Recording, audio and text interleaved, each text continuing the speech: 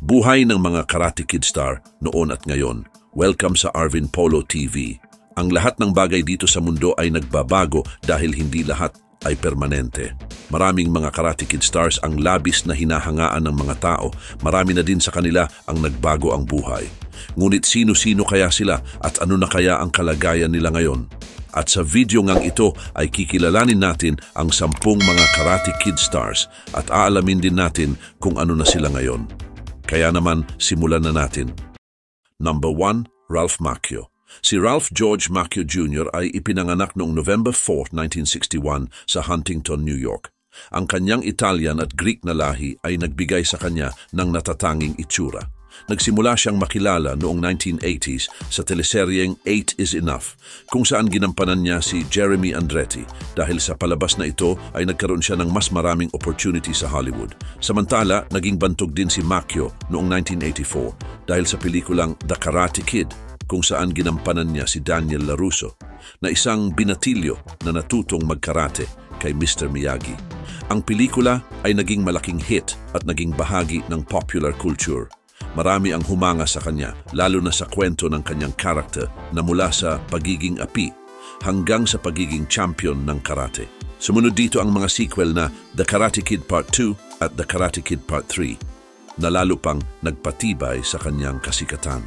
Subalit matapos ang tagumpay ng The Karate Kid series ay nahirapan si Macchio na makahanap ng bagong mga roles. Noong 1990s ay gumawa siya ng iba't ibang proyekto, kabilang na dito ang pelikulang My Cousin Vinny, kung saan ginampanan niya si Bill Gambini na isang binata na inakusahan ng pagpatay. Ang pelikula ay naging matagumpay at ipinakita ang kanyang kakayahan sa pag-arte. Pero nahirapan pa rin siyang makakuha ng tuloy-tuloy at malalaking proyekto, kung kaya't nag-concentrate siya sa mas maliliit na pelikula, palabas sa TV at teatro. Sa kasalukuyan si Macchio ay 62 years old na. At sa kabila ng kanyang kasikatan ay nanatiling pribado si Ralph Macchio tungkol sa kanyang personal na buhay. Ikinasal siya kay Phyllis Fierro na isang nurse practitioner noong 1987 at may 2 silang anak na sina Julia at Daniel. Ang pagiging simple at dedikasyon ni Macchio sa kanyang pamilya ay hinangaan ng marami. Aktibo rin siya sa iba't ibang kawanggawa tulad ng Starlight Children's Foundation at Elizabeth Glaser Pediatric AIDS Foundation. Number 2, Elizabeth Shue. Si Elizabeth Shue ay isang kilalang American actress mula pa noong 1980s. Ipinanganak siya noong October 6, 1963 sa Wilmington, Delaware. Nagsimula siya sa mga patalastas bago siya nagkaroon ng mas malalaking proyekto sa pelikula. Naging sikat siya nang gumanap siya bilang Ali Mills sa pelikulang The Karate Kid noong 1984 kasama si Ralph Macchio. Ang tagumpay ng pelikulang ito ay nagbigay daan para makilala siya bilang isang child actress. Pagkatapos ng The Karate Kid ay patuloy na umangat ang kanyang career. Naging bida siya sa mga pelikulang Adventures in Babysitting at Cocktail kasama si Tom Cruise. At noong 1995 ay mas lalo siyang sumikat nang gumanap siya sa pelikulang Leaving Las Vegas.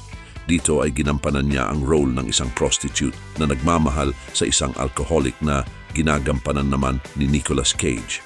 Dahil sa mahusay niyang pagganap ay nakatanggap siya ng nomination sa Academy Award for Best Actress. Sa mga sumunod na taon ay marami pang pelikula at palabas sa telebisyon ang ginawa ni Shue. Kabilang dito ang The Saint kasama si Val Kilmer, Hollow Man kasama si Kevin Bacon, at ang mga indie films na Mysterious Skin at Hamlet 2. Ipinakita niya ang kanyang talento sa iba't ibang uri ng pelikula.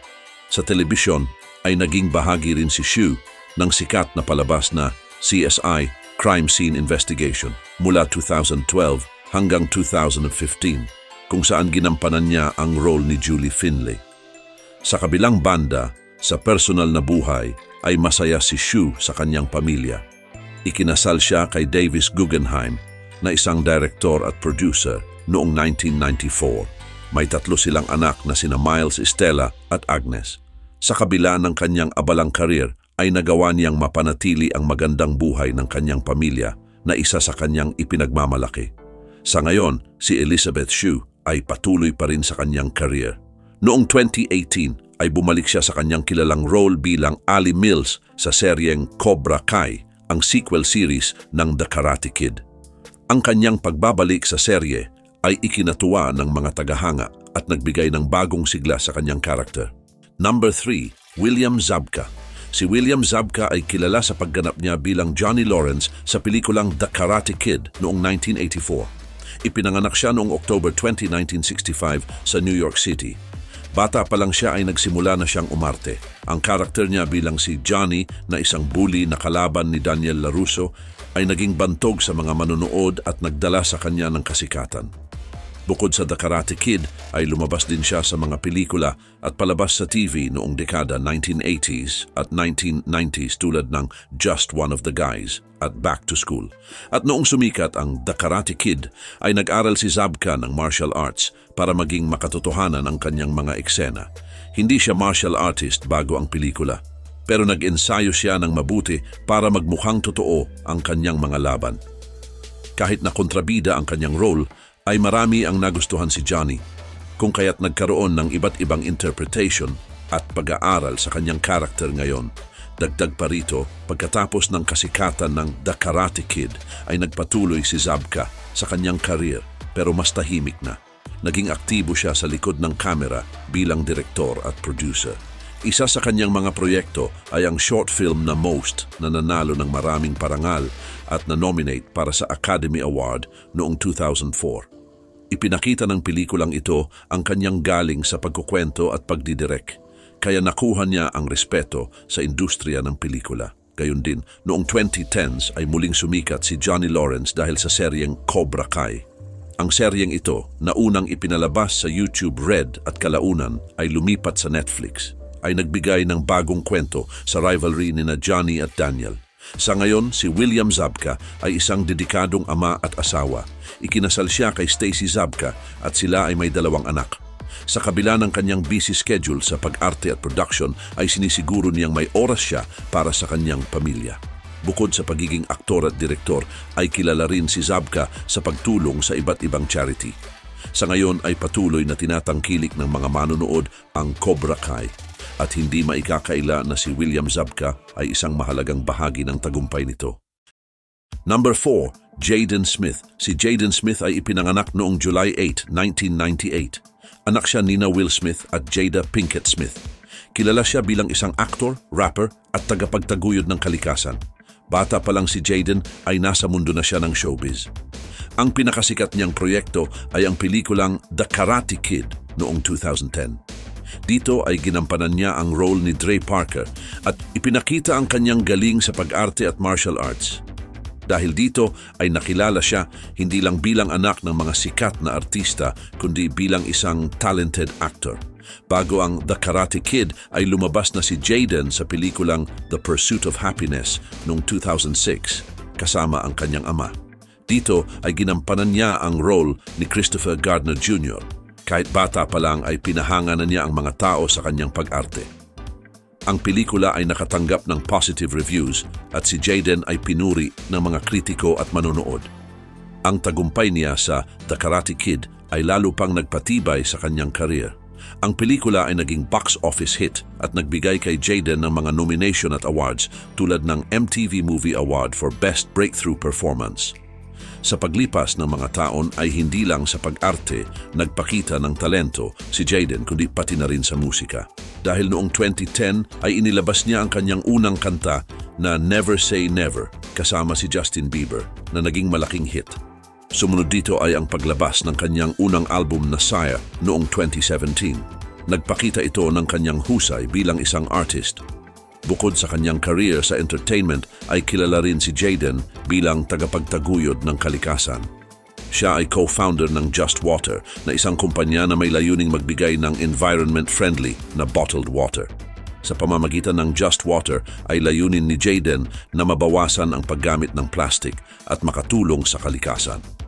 Ang kanyang mga advocacy ay nagpapakita ng kanyang malasakit sa kalikasan at ang kanyang kagustuhan na makatulong sa mundo.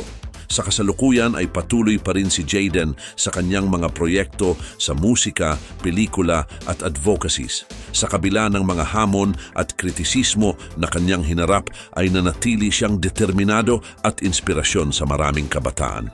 Number 5, Randy Heller. Si Randy Heller ay isang American actress na ipinanganak noong June 10, 1947 sa Brooklyn, New York. Kilala siya bilang Lucille LaRusso, ang ina ni Daniel LaRusso sa pelikulang The Karate Kid noong 1984. Si Lucille ay isang mapagmahal at masipag na ina na ginagawa ang lahat para masuportahan ang kanyang anak habang nagsisimula sila ng bagong buhay sa California.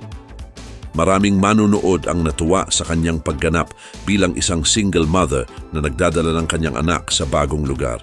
Bago pa siya sumikat bilang Lucille LaRusso ay aktibo na si Randy Heller sa telebisyon at pelikula.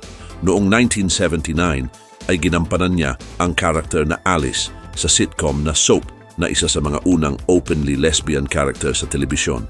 Dahil dito ay mas lalo siyang nakilala. Lumabas din siya sa mga palabas tulad ng The Love Boat, Three's Company at Maas H. Samantala, matapos ang The Karate Kid, ay patuloy na naging abala si Heller sa kanyang career. Lumabas siya sa mga palabas tulad ng Mad Men kung saan ginampanan niya si Miss Blankenship, ang matandang sekretary ni Don Draper. Ngunit kahit abala siya sa trabaho ay nanatiling simple at dedicated si Heller sa kanyang pag-arte. Ang kanyang pagganap bilang Lucille LaRusso ay isa sa kanyang pinaka-iconic role. Lumabas siya muli bilang Lucille sa Cobra Kai, ang sequel ng The Karate Kid, at pinakita muli ang kanyang husay sa pag-arte. Sa kasalukuyan ay aktibo pa rin si Randy Heller sa pag-arte kahit mas madalang na kaysa dati. At sa edad na 77 ay isa pa rin siyang respected actress sa industriya ng telebisyon at pelikula. Marami pa rin ang humahanga sa kanya, lalo na ang mga child actors at actress. Number 6. Yuji Okamoto. Si Yuji Okamoto ay isang American actor, director at producer na ipinanganak noong April 20, 1959 sa Los Angeles, California. Kilala siya sa pagganap bilang Chozen Toguchi sa The Karate Kid Part 2 noong 1986. Ang karakter ni Chozen bilang isang masungit na karateka na humamon kay Daniel LaRusso ay nagbigay kay Okamoto ng malaking pagkilala at nagbukas ng maraming oportunidad sa kanyang career sa Hollywood. Bago sumikat sa The Karate Kid Part 2, ay nag-aral si Okamoto sa California State University, Fullerton, kung saan siya kumuha ng major sa acting. Nagsimula siya sa maliliit na role sa television at pelikula noong early 1980s. Ang malaking break niya ay dumating nang mapili siya para sa role ni Chozen. Ang karakter na ito ay naging kilala dahil sa kanyang intense na persona at memorable na fight scenes laban kay Daniel LaRusso. Dahil sa tagumpay ng pelikula ay mas maraming proyekto ang dumating kay Okamoto sa Hollywood. Subalit pagkatapos ng The Karate Kid Part 2 ay nagpatuloy si Okamoto sa iba't ibang pelikula at palabas sa telebisyon. Lumabas siya sa mga pelikula tulad ng True Believer noong 1989, Aloha Summer noong 1988 at Inception noong 2010, pati na rin sa mga TV series tulad ng Knots Landing, Murder, She Wrote, at The Crow, Stairway to Heaven. Ang kanyang kakayahang gumanap ng iba't ibang role ay nakatulong para manatili siyang aktibo sa industriya sa loob ng maraming taon. Bukod sa pagiging aktor, ay naging director at producer din si Okamoto. Nag-direct siya ng ilang independent films at nag-produce ng mga projects na naglalayong bigyan ng spotlight ang mga Asian American na kwento at talento. Sa kanyang personal na buhay, si Yuji Okamoto ay isang dedicated na ama at asawa. Kasal siya kay Angie Okamoto at mayroon silang 3 anak. Bukod sa kanyang career sa showbiz, ay aktibo rin siya sa kanyang komunidad. Siya ay co-owner ng isang Hawaiian-themed restaurant na tinatawag na Kona Kitchen na matatagpuan sa Seattle, Washington. Ang restaurant na ito ay nag-aalok ng mga authentic na Hawaiian dishes at naging kilalang destinasyon para sa mga locals at turista. Sa kasalukuyan ay patuloy na aktibo si Yuji Okamoto sa industriya.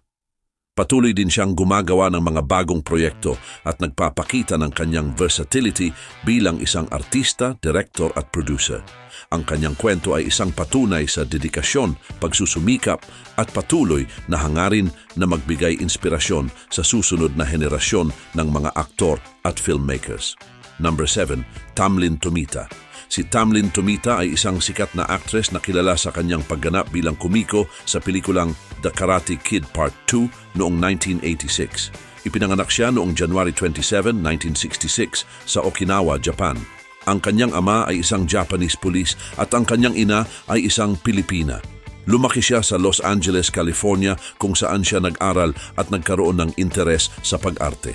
Nagsimula ang career ni Tamlin noong 1984 nang manalo siya sa Nisei Week Pageant na isang annual event para sa mga Japanese American sa Los Angeles. Dahil dito ay napansin siya ng mga talent scouts at napasama sa cast ng The Karate Kid Part 2. Ang kanyang karakter na si Kumiko ay minahal ng maraming manonood. Ang tagumpay ng pelikula ay nagbigay daan sa marami pang proyekto sa telebisyon at pelikula. Samantala, matapos ang The Karate Kid Part 2 ay nagpatuloy si Tamlin sa pag-arte. Kasama siya sa iba't ibang pelikula tulad ng Come See the Paradise noong 1990, The Joy Luck Club noong 1993 at Picture Bride noong 1994. Bukod sa pelikula, ay aktibo rin siya sa telebisyon. Nagkaroon siya ng mga role sa mga series tulad ng Santa Barbara, General Hospital, 24, Glee at Teen Wolf. At noong 2000s ay nagpatuloy si Tamlin sa kanyang career sa telebisyon at pelikula. Kasama siya sa The Day After Tomorrow noong 2004 bilang isang scientist. Sa telebisyon ay nakilala siya sa mga palabas tulad ng Eureka, Heroes at True Blood. Isa sa mga kilalang proyekto niya sa dekadang ito ay ang pagganap niya bilang Allegra Aoki sa medical drama series na The Good Doctor na nagsimula noong 2017. Sa kasalukuyan ay aktibo pa rin si Tamlin sa showbiz. Isa sa kanyang pinakahuling kilalang role ay ang pagbabalik bilang Kumiko sa series na Cobra Kai, ang sequel ng The Karate Kid na nagpapakita ng buhay ng mga karakter pagkatapos ng maraming taon. Mainit na tinanggap ng mga tagahanga at kritiko ang kanyang pagbabalik bilang Kumiko. Sa kanyang personal na buhay ay kilala si Tamlin sa kanyang mga advocacy. Aktibo rin siya sa pagtulong sa mga organizations na sumusuporta sa mga Asian American at Pacific Islander communities. Suportado rin niya ang mga issue tungkol sa racial equality at women's rights. Patuloy niyang ginagamit ang kanyang platform para magbigay ng kamalayan at suporta sa mga isyung ito. Number 8. Tracy Toguchi. Si Tracy Toguchi ay isang actress na nakilala sa kanyang pagganap bilang Yuna sa pelikulang The Karate Kid Part 2 noong 1986. Ipinanganak siya noong November 9, 1968 sa Hawaii at lumaki sa isang pamilya na Japanese-American. Sa pelikula, si Tracy ay ang batang babae na iniligtas ni Daniel LaRusso mula sa isang delikadong sitwasyon sa gitna ng bagyo. Ang kanyang role ay nagbigay ng kulay sa tradisyon ng Okinawa, Japan at nagdagdag ng lalim sa kwento ng pelikula. Ngunit matapos ang The Karate Kid Part 2 ay ipinagpatuloy ni Tracy Toguchi ang kanyang career sa showbiz. Hindi man siya naging kasing sikat ng ibang mga artista sa pelikula, ay nagpatuloy siyang lumabas sa iba't ibang palabas sa telebisyon at pelikula. Isa sa kanyang mga kilalang proyekto ay ang Blood of the Samurai the Series, isang action-adventure TV series na ipinalabas noong 2004. Bukod sa pag-arte ay naging producer at director din siya na nagpapakita ng kanyang talento sa likod ng kamera. Maliban sa kanyang career sa showbiz ay naging aktibo rin si Tracy sa pagtulong sa komunidad at sa iba't ibang charity. Sa kanyang mga social media accounts ay madalas niyang ibinabahagi ang kanyang mga karanasan at pakikilahok sa mga proyekto na tumutulong sa mga kabataan at nangangailangan. Mahilig din siyang magtaguyod ng pangangalaga sa kalikasan at sustainability na nagpapakita ng kanyang malasakit hindi lang sa trabaho kundi pati na rin sa kalikasan at lipunan. Sa kasalukuyan ay patuloy pa rin si Tracy Toguchi sa paggawa ng mga proyekto sa entertainment industry at nananatili siyang inspirasyon sa maraming tao. Ang kanyang dedikasyon sa trabaho at sa komunidad ay nagpapakita ng kanyang tunay na karakter bilang tao at artista. Bagamat hindi siya naging kasing sikat ng ibang mga artista mula sa The Karate Kid, ang kanyang kontribusyon sa pelikula at sa industriya ay nananatiling mahalaga at kinikilala ng kanyang mga tagahanga at mga kasamahan. Sa kabila ng mga hamon na hinarap niya sa kanyang career, ay nagpatuloy si Tracy sa kanyang journey bilang isang artista at isang taong may malasakit sa kapwa at kalikasan. Number 9. Thomas Ian Griffith. Si Thomas Ian Griffith ay isang American actor, martial artist at writer. Ipinanganak siya noong March 18, 1962 sa Hartford, Connecticut. Nag-aral siya sa College of the Holy Cross kung saan nag-major siya sa English Literature bago magdesisyon na maging actor. Kilala siya sa kanyang papel bilang Terry Silver sa pelikulang The Karate Kid Part 3 noong 1989. Dahil sa kanyang galing sa martial arts at karisma, ay napansin siya ng maraming tao at mga kritiko. Bukod sa The Karate Kid Part 3, ay lumabas din si Griffith sa iba pang mga pelikula tulad ng Excessive Force noong 1993 na siya mismo ang nagsulat, Vampires noong 1998 kasama si James Woods at XXX noong 2002 kasama si Vin Diesel. Madalas na action at martial arts ang tema ng kanyang mga pelikula na lalong nagbigay ng kulay sa kanyang reputasyon bilang aktor. Lumabas din siya sa mga TV shows tulad ng In the Heat of the Night at One Tree Hill. Gayon din si Griffith ay may black belt sa Taekwondo at Kenpo Karate. Ang kanyang husay sa martial arts ay hindi lang sa pelikula kundi pati na rin sa totoong buhay. Nagtuturo siya at sumusuporta sa mga martial arts communities. Nagbibigay ng mga seminar at sumasali sa mga competitions. Sa ngayon ay patuloy na aktibo si Griffith sa pelikula at telebisyon. Kamakailan lang ay bumalik siya sa papel na Terry Silver sa Netflix series na Cobra Kai na isang pagpapatuloy ng Karate Kid franchise. Ang series ay naging matagumpay at tuwang-tuwa ang mga tagahanga sa kanyang pagbabalik. Ipinakita ng kanyang pagganap na hindi kumupas ang kanyang talento at karisma. Bukod sa pag-arte ay nagsusulat din si Griffith. Gumawa siya ng mga screenplay at naging bahagi ng production team ng ilang proyekto. Kasama ang kanyang asawang si Mary Page Keller na isa ring actress ay nagsulat at nag-produce sila ng mga palabas para sa television. Magkasama sila hindi lang sa personal na buhay kundi pati sa kanilang trabaho. Dagdag pa rito, si Griffith ay inspirasyon din sa mga martial artist at actor. Ang kanyang dedikasyon sa kanyang sining ay nagpapakita ng kanyang pagmamahal sa trabaho. Sa kanyang mga tagumpay noon at ngayon, ay patuloy siyang nagbibigay inspirasyon sa mga bagong henerasyon ng mga artista at martial artist. Number 10. Tony O'Dell. Si Tony O'Dell ay isang American actor na nakilala dahil sa kanyang role bilang si Jimmy sa pelikulang The Karate Kid noong 1984. Ipinanganak siya noong January 30, 1960 sa Pasadena, California. Bago pa siya sumikat sa The Karate Kid, ay nagkaroon na siya ng ilang maliliit na role sa telebisyon tulad ng Chips at 8 is Enough. Samantala, sa The Karate Kid ay gumanap si Tony O'Dell bilang isa sa mga miyembro ng Cobra Kai, ang grupo ng mga kalaban ni Daniel LaRusso. Kilala ang Cobra Kai sa kanilang aggressive style ng karate na kabaligtaran ng mahinahon at disiplinadong style ni Mr. Miyagi. Si Jimmy, ang karakter ni O'Dell, ay isa sa mga kaibigan ni Johnny Lawrence at madalas kasama sa mga eksenang inaapi si Daniel. At pagkatapos ng The Karate Kid, ay nagpatuloy ang career ni Tony O'Dell sa telebisyon. Naging kilala rin siya sa kanyang role bilang si Alan Pinkard sa sitcom na Head of the Class na ipinalabas mula 1986 hanggang 1991. Ang palabas na ito ay tungkol sa grupo ng mga matatalinong estudyante sa high school at ang kanilang mga karanasan. Si Alan, ang karakter ni O'Dell, ay isang nerdy at medyo mayabang na estudyante na gustong maging matagumpay na negosyante. Ipinakita ng pagganap niya dito ang kanyang galing sa comedy at drama. Sa personal na buhay ay isang private na tao si Tony O'Dell. Hindi siya madalas lumabas sa media pagkatapos ng kanyang mga tagumpay sa karir. Sa halip ay naging acting coach siya at nagturo sa mga batang aktor. Ginamit niya ang kanyang karanasan sa pelikula at telebisyon para matulungan ang mga bagong aktor na mapaunlad ang kanilang kakayahan. Sa mga huling bahagi ng kanyang karir ay bumalik si Tony O'Dell sa spotlight nang muling sumikat ang The Karate Kid franchise sa pamamagitan ng series na Cobra Kai.